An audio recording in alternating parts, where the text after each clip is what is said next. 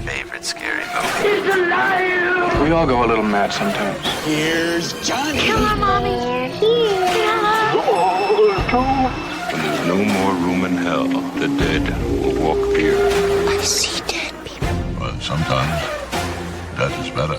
To avoid fainting, keep repeating. It's only take as much as you can. We've got to return some videotapes.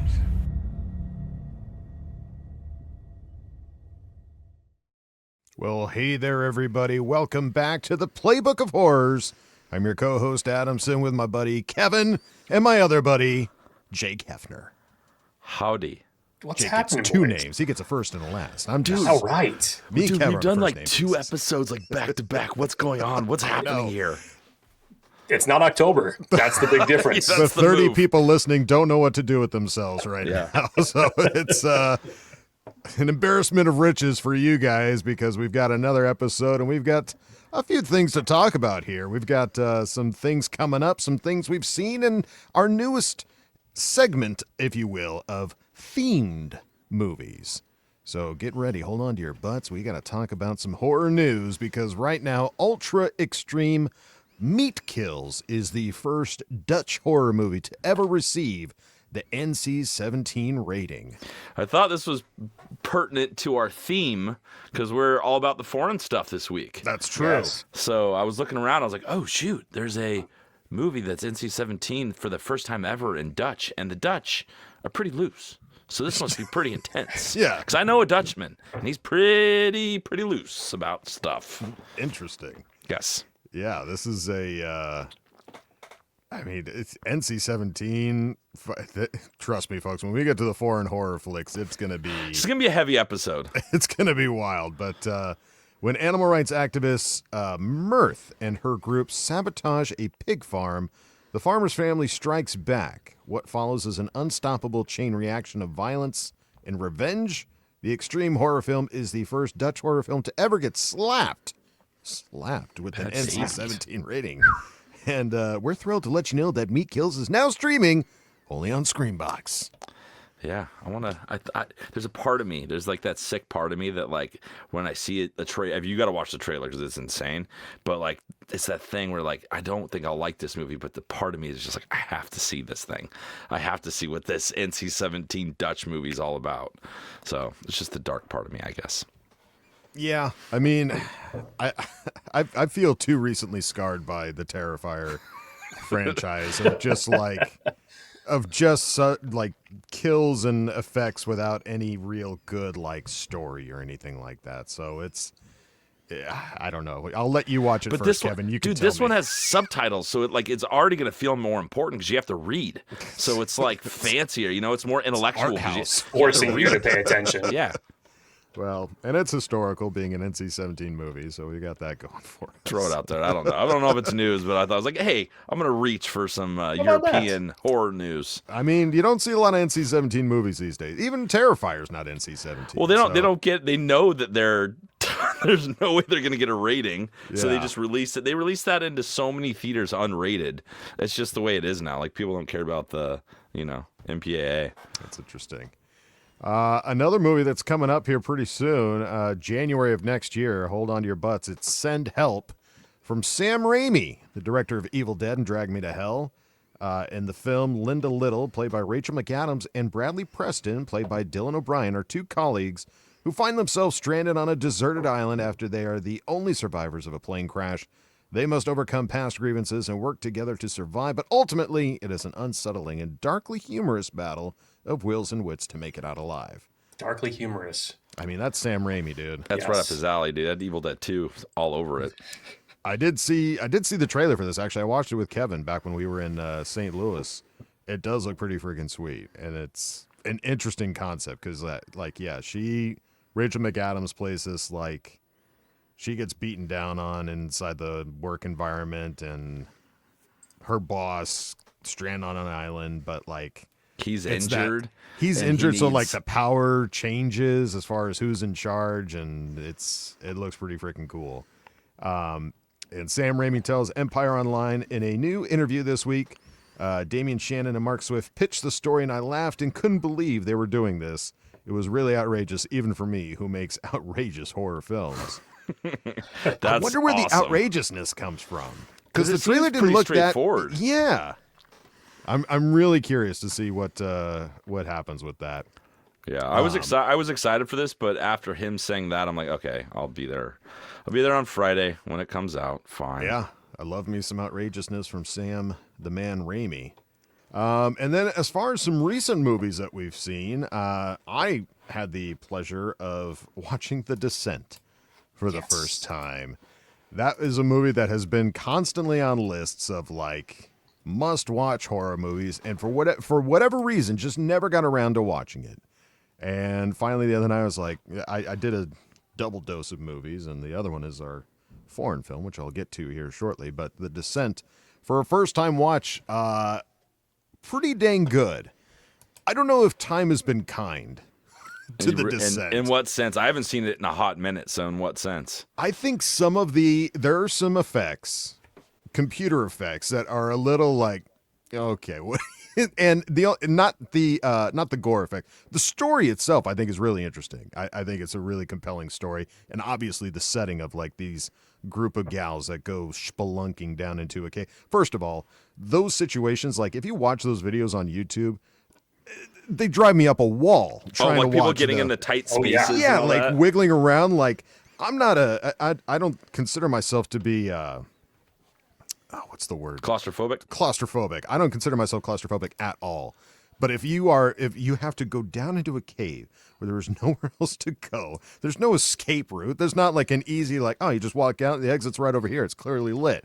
And like, there's a lack of oxygen. Like it scares the living daylights out of me. So the concept itself, I think, is great. Some of the effects that I think are a little rough. There's a lot of like, computer effects where like these bats like fly out of a cave and the actress is just kind of going like this, which was really funny. There's another one where like where they're going down into the cave and like this one gal, she's coming in hot and it's clearly like a layered effect. And I think one of the last shots, which, spoiler if you haven't seen it, there's basically like demons down there, like creatures from another, time that have like adjusted to living in total darkness, and they're kind of layered too. So it's just like some of those like layered effects that kind of get put on top. All the practical effects, like all that stuff, I think is great. Yeah, no, they're really top notch. In fact, I wish that was all that was in there. Like all the other ones, it didn't feel like it helped the story in any way, shape, or form. If anything, it took me a little bit out. But I mean, that's a movie from what, 2004? I think it was 2006. Yeah. Older. It's older, dude. 20 years ago. Yeah, it's about a 20-year-old movie, so I'm not trying to kick it in the nuts, but like, especially since it's all chicks, but whack. I'm not trying to flick them in the titty, but I'm just saying those are the very few shortcomings of this movie that otherwise I think is utterly compelling and really interesting story, to say the least. The other movie that I watched is much more recent. It just came out this year, and it was a very interesting concept called Good Boy. And if you haven't heard about it, this is a movie, the elevator pitch is it's a horror movie told from the perspective of a dog. Now, I'm like, all right, sounds like a fresh idea, sounds cool, want to check it out. And I will say the dog is utterly compelling. It is very, like, anytime that dog is on screen, I don't know what they did. I don't know if it was the trainers. There's a part of me that thinks maybe they might have digitally manipulated the eyes of this dog to like constantly have like the right look of like where he's supposed to be looking. But the dog is fantastic in this movie. Like out of all the performances in this movie, the dog knocks it out of the park. Everybody else pales in comparison. I mean, I'm not saying they're bad performances, but that dog, man. That dog's going places, I'm telling you right now. And the story is a little, it's a little confusing because at first I'm like, okay, this is Amityville Horror from the perspective of the dog. Like if there was a dog in Amityville Horror, this is what's happening. But it's like, it doesn't quite go full Amityville. So and it leaves a lot of things open to interpretation as far as like what it is that's happening, for me at least. And maybe there's some other people that clearly understood it better, but I think that was it's an interesting watch. Like I said, hats off to it for having a new, fresh idea and executing to the best of their ability. I think the story just could have been refined maybe a little bit more, just made a little bit more clear as far as what it is that's happening with these guys. But you like Steven Soderbergh to direct it. Yeah, I think if Soderbergh had his hands on this, I think that would have been a really fun, interesting watch. Yeah, a lot of oneers with the dog and creepiness. Yeah. I mean, it's still worth a watch. Like, there's still some really cool things. And again, I'm telling you, if you watch this, you're going to be like, that dog needs an award or something. Nice.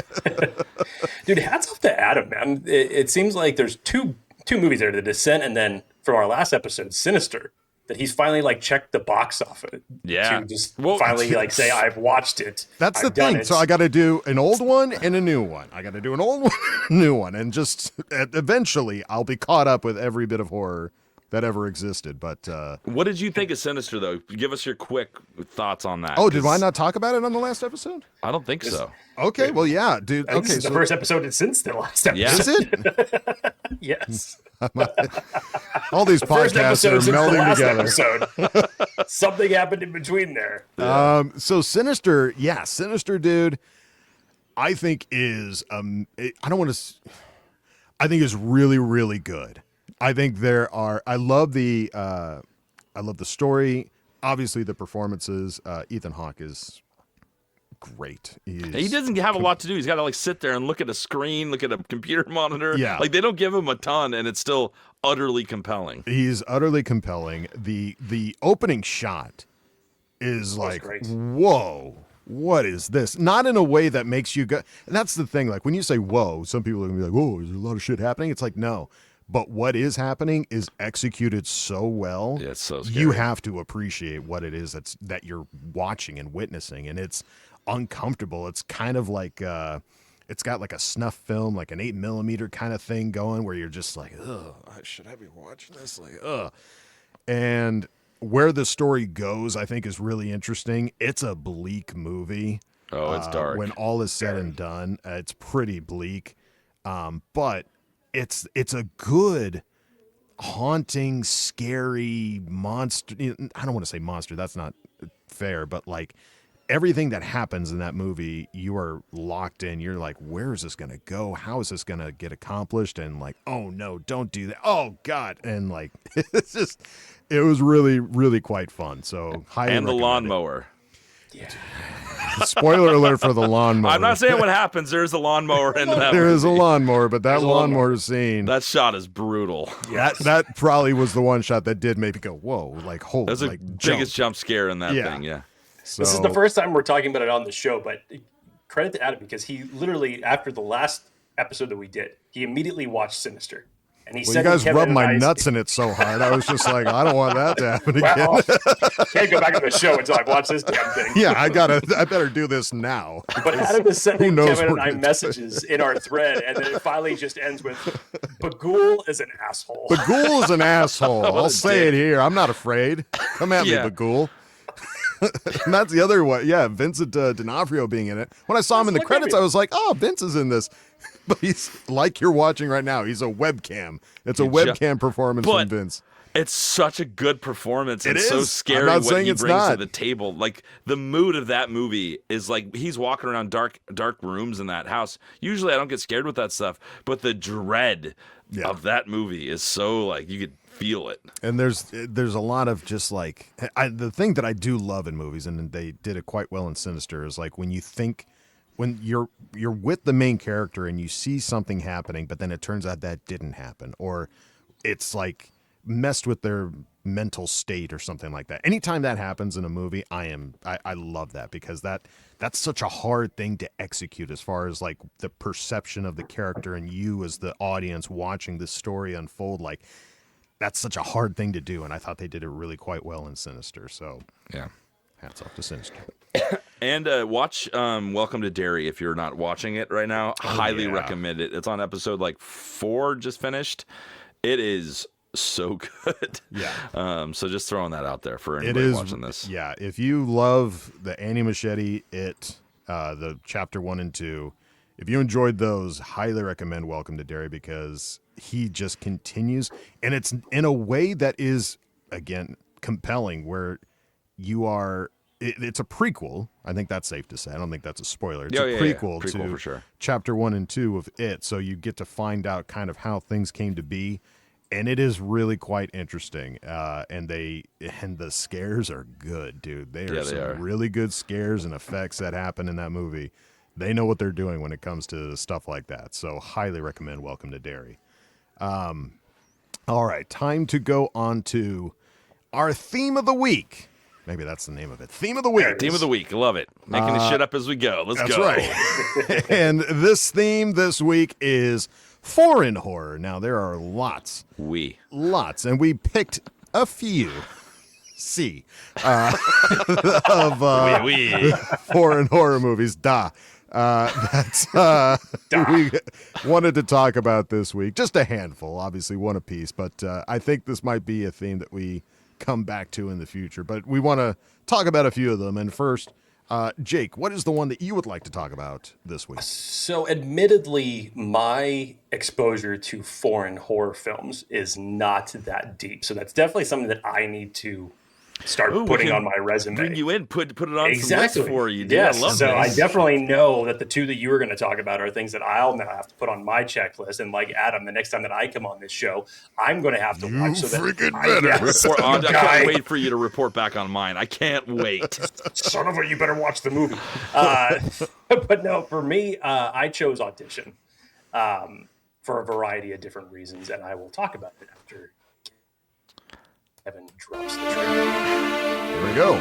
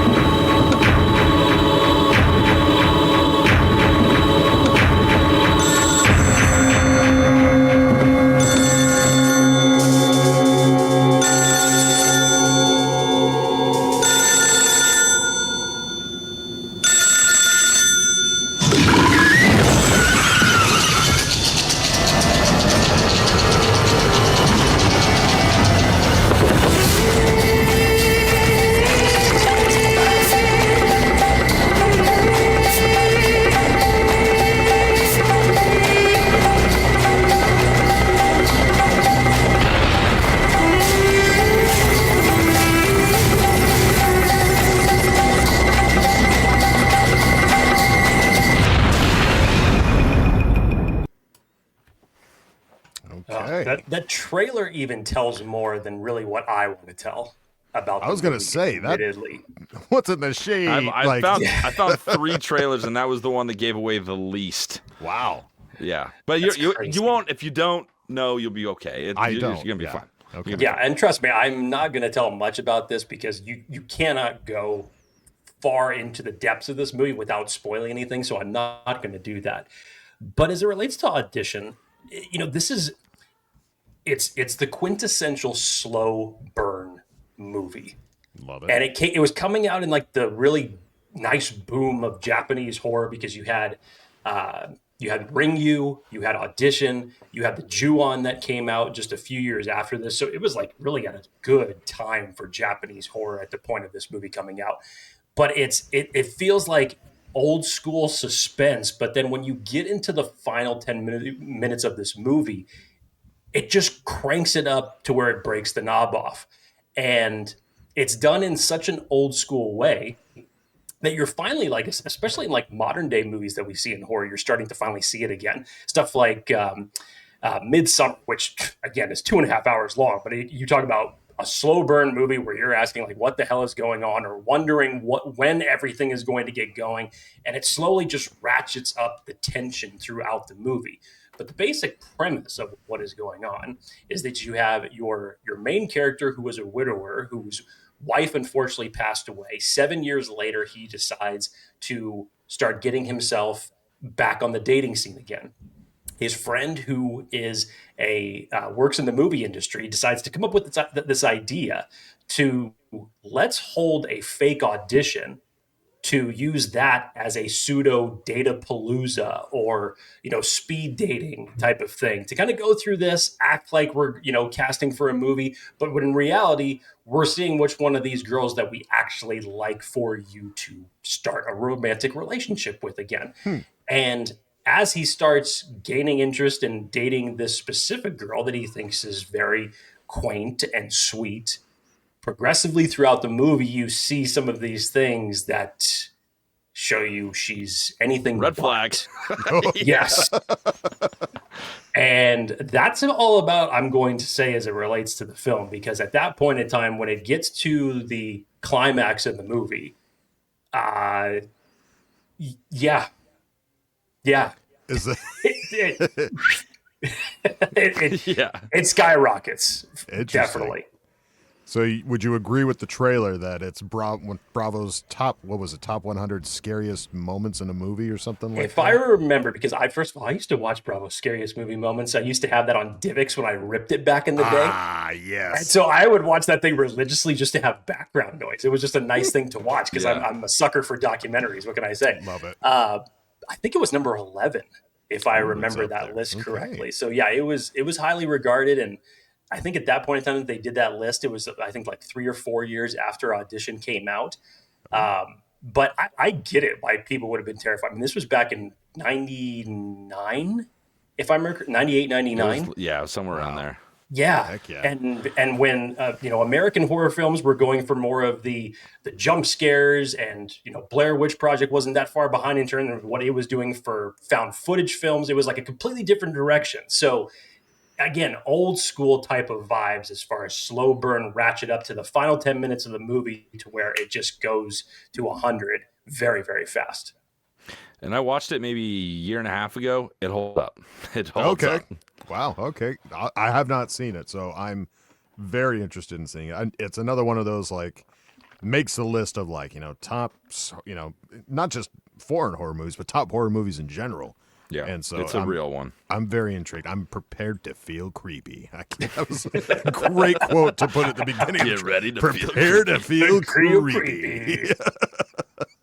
Awesome. Well, and one of the things that we're going to do now with our newest segment is take a look at Letterboxd. And find I love Letterboxd. Letterboxd is great. It's my favorite. And if you, there's some good little reviews / quotes, because, like, hey, prepare to feel creepy. There's also, I fully understand women now. And this is what he deserved for holding a girlfriend audition. Yeah. Some comeuppance, I feel, for these entrepreneurs, if you want to call them that. It's kind of like, I guess what you'd say, like what internet dating is probably like now. A bunch of, you never know exactly who it is that you're going to meet and what they're about until, you go into their house and see really what it's all about. Yeah. I have 3 ferrets over there and 50 cats. And that's not what you smell. No. Excellent. All right. Well, I'm hooked. I'm in. I can't wait to check that out. The next movie is one that I would like to talk about, and this, I believe, is French. Oh, it's very French. It's very French, sir. And Les it just came out last year.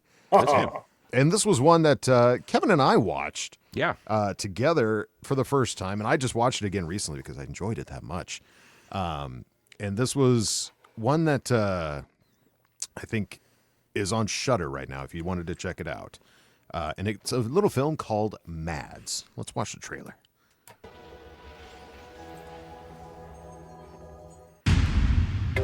Y'a quoi dedans? Je sais pas, gros, c'est pas moi qui cuisine.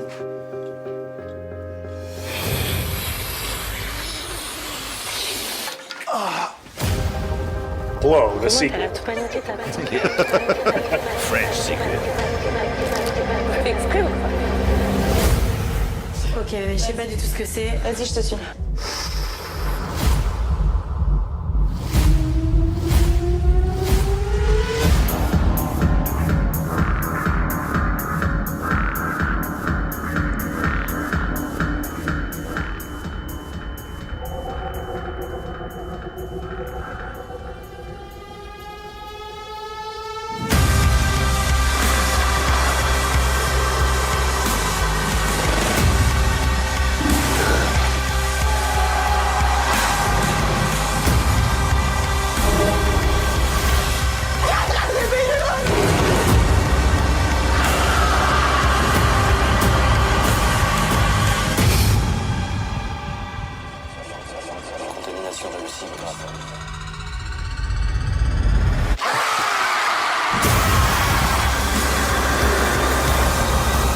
n'existe déjà plus.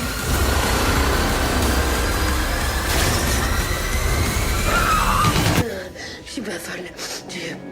Je suis folle.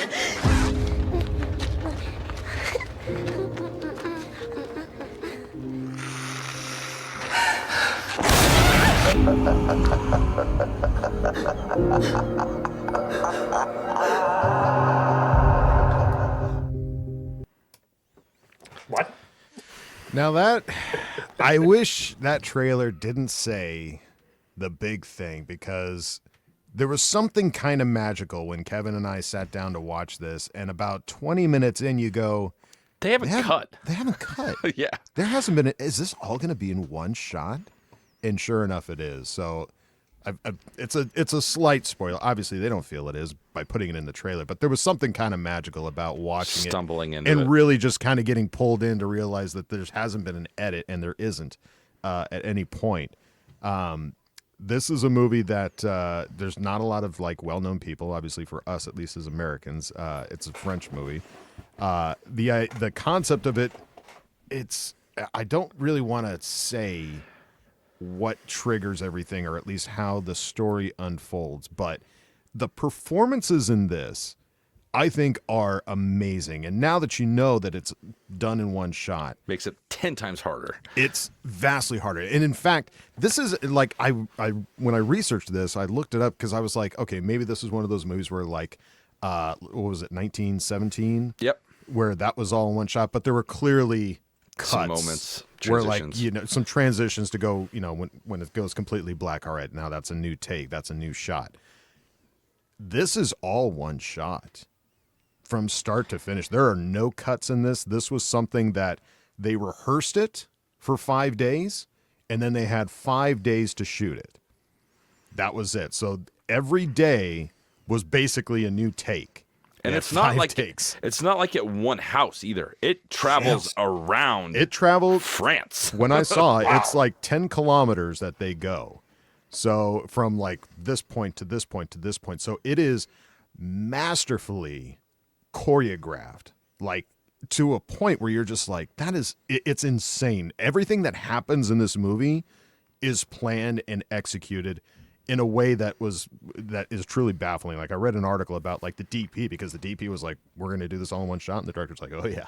So, Oh yeah, buddy, buckle up. and there is a behind the scenes at least somewhere out there. I couldn't find it. Maybe it's on like the Blu-ray or the DVD version of it, which now this makes me want to go find it, because there's Yeah, a behind the let's get scenes it. that basically shows them going around Paris. Wow. Or not Paris, France.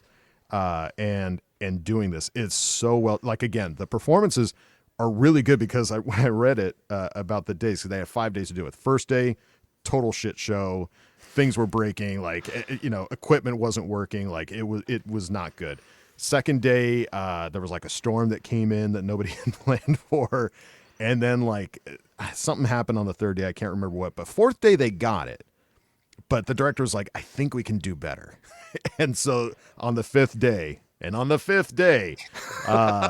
they got it, and it's what you basically now see in the movie. And I can't recommend it enough. It's such a fun, cool it's watch. impressive. And it's impressive. And again, the performance, there's some performances in this that I think, I'm shocked that this didn't like win awards. Like you saw that it was like an official selection at Fantastic Fest, didn't win anything, at least not that I could see. So I'm shocked that this didn't win some kind of awards somewhere in the circuit that I could find. So can't recommend it enough. If you got it on Shudder, Mads, highly recommend it. And some of the letterboxd reviews, quotes, I know one-shot stuff is a bit of a gimmick at this point, but I don't care. Inject this shit into my veins. That's how I Couldn't felt agree about that more. movie. Yeah. Because that's the thing, is like the technique sometimes gets in the way of the movie. Like there was like that Russian Ark movie where it was all one shot on a steady. Yeah. And it's just like it feels like that. This doesn't feel like that. Not at all. And that's the thing. And Russian Ark, I mean, hats off to Russian Ark to try to be the first movie to do a one-take movie.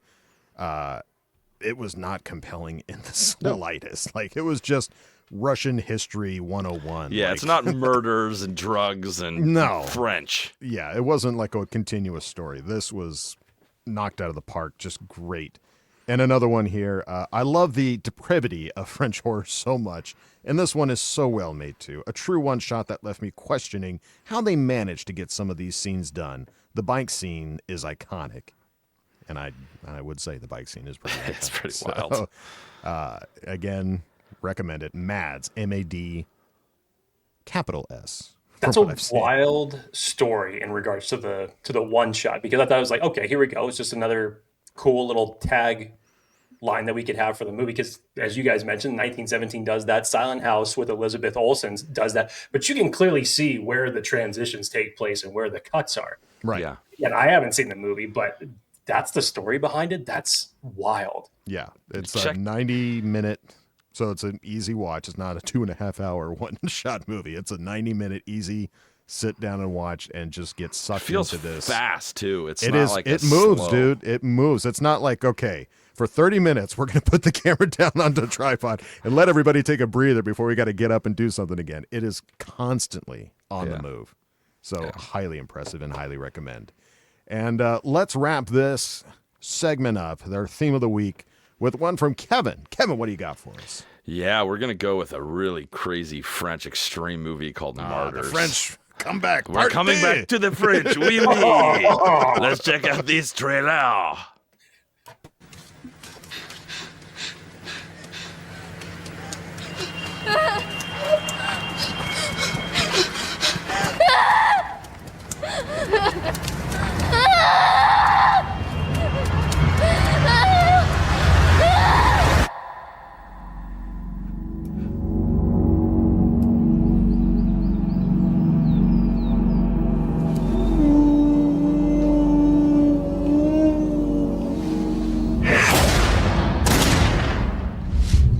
C'est eux, Anna. T'as pu les voir? Ils ont changé, mais c'est eux.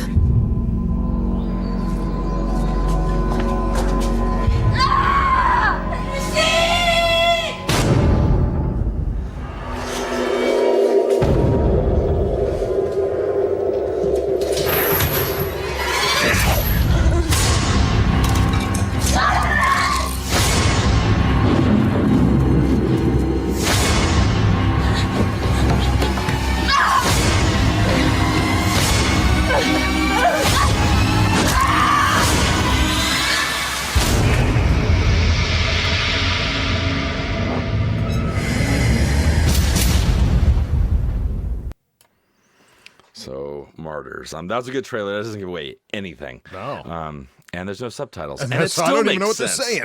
Yeah, I don't even know what they're saying. Yeah, I ran into this movie pretty close to when it came out. So it was like, late 2000s. This is just, it's part of that, the French extreme movement of really intense stuff. And what's interesting about this and these movies is that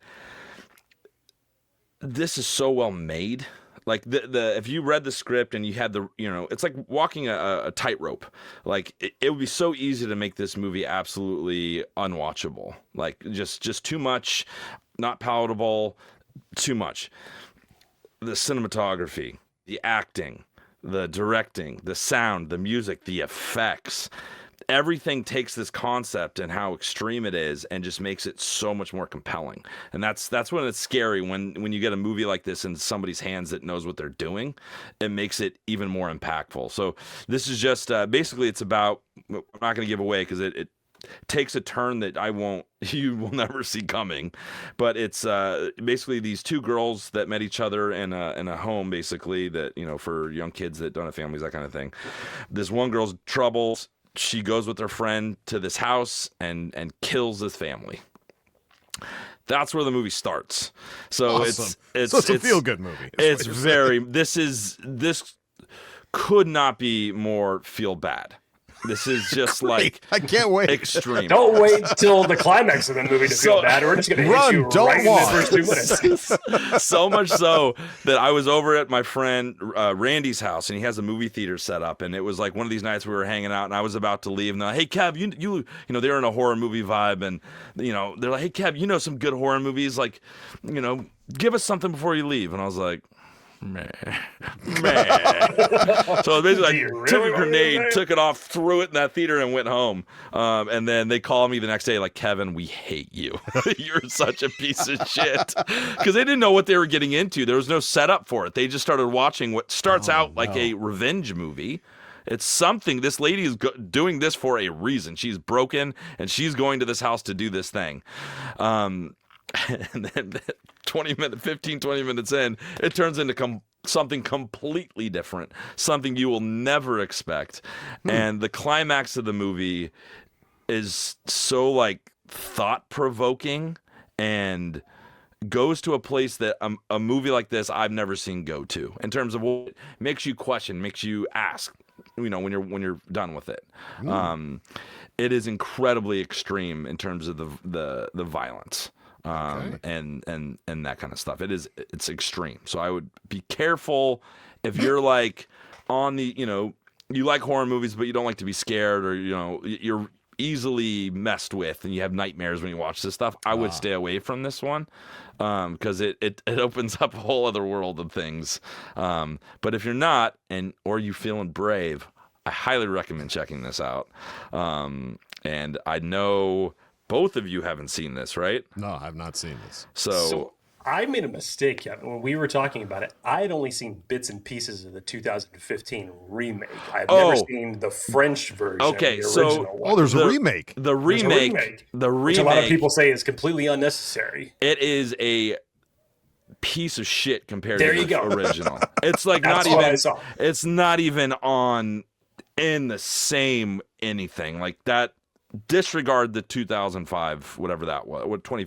It was fairly 15. This is the one you have to watch. It's kind of It's I don't want to say any more because it's going to absolutely give it away. But I will. I pulled a quote. So one of the actresses, her name's Lucy. She's like the main protagonist.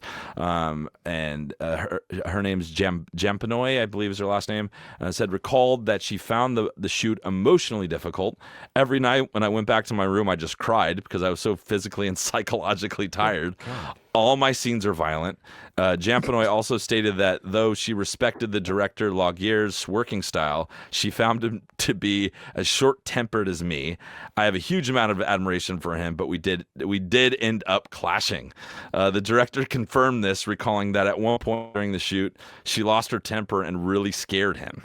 The technicians were scared of her, and at the same time, they were worried for her. We really had a sensation of imminent catastrophe. It was an amazing experience, and I'll never forget it. That's the lead actor who's on set.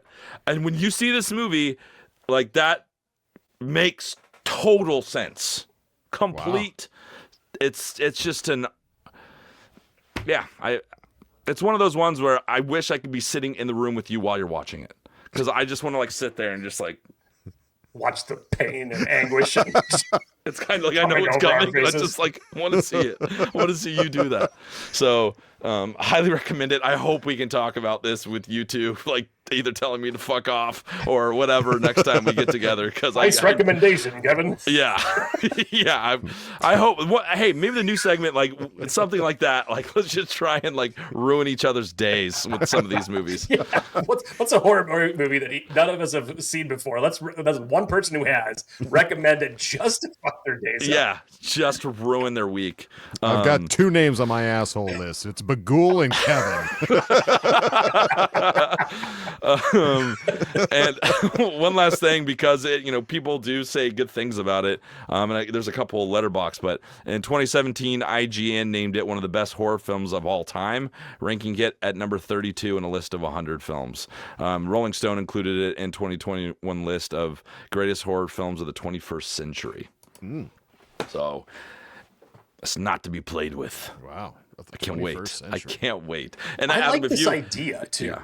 I like this idea of coming up with movies that either get 2 out of you. the 3 of us haven't seen. Because now that I just thought about this, I'm like, I got one in the chamber. Like I'm ready for it the next time that we talk about this. Okay. Hell yeah. Let's say less. I think that might be the next theme of the week. Maybe that's what this show becomes. Let's ruin each other's day. Yeah. Who can ruin the other person's day? Who's having a great day? Not anymore. Fix that. Looking over at Letterboxd, a couple quotes / reviews. Never watching this again. Had to split this across several days. Awesome. Great. Can't wait. And another one here puts it quite succinctly. What the actual fuck? But though both those ratings are 4 stars, so it's like you enjoy the movie, with but hearts, you're by so the way. like, this is so good. What? What? All right. Yeah, I'm hooked. I can't wait. I can't wait. And when Can't Adam, wait to we're ruin close my to each other, day. I want to come watch it with you. Let me know when you get around to it, and I will come to you. Yeah, I'll come to you, and I'll be videoing you while you watch it, and we'll put it up on this later. All right. Well, there you go, gang. Few horror movies. There's some honorable mentions as well that we definitely wanted to touch on. I mean, that's the thing, is like, I feel like this needs to have a part 2 because there's so many good, like, extreme French horror movies. yeah, the French know what they're doing when it comes to horror movies. And others, like High Tension, amazing one, Alexander Aja, came out in like the early 2000s. That's before he like took off. Right. And then the one that I was originally going to do, but that's worse than Martyrs, and I don't think should be promoted in any way, but it's the same kind of problem where it's so well made. Cinematography, directing, acting, everything is amazing about it, but the subject matter is so dark. It shouldn't have been made, and that's a Serbian film. I'm kind of pissed that I watched it. So and you enjoyed it? No, I didn't enjoy a thing. It's you more love like the going cinematography. through, like, it's like going through war. It's going through war watching that movie. It's like, can I handle any more of this? And it's crazy. And this is what happened to me is my buddy saw this at a film festival at one of the guys I went to AFI with, and he messaged like the whole group, guys, I saw the craziest thing I've ever seen in my entire life. And then what does that do to me? That You're triggers like, I love me. crazy. It triggers me into deep diving and trying to figure out what that is, and then I have to watch it. I can't not watch it. It's a problem, and then I watched it. And here we are. Here we are. And there's another one. Let the Right One In. Another good French horror movie. I think that was Norwegian. Or was it Norwegian? My bad. Yeah. My bad. I sound But like I an think American. hopefully we do this a long time. We can circle back to a part 2 of foreign horror films. Yeah. Yeah, it'd be fun. There's definitely a strong amount out there, and they're really fun to watch. And they obviously go to much more extreme places than I think most Americans are willing to go. But there you go. A few movies to check out for our theme of the week. We'll have more on the next episode, and we'll figure out what that theme will be. But if you guys have ideas for themes that we should check out, or things that we should go for, put it down in the comments. Let us know what you think we should do for our theme of the week. And we appreciate all of you watching. I think that's going to do it for us here at the Playbook of Horrors. And I think we'll catch you guys on the next episode. But until then, boo.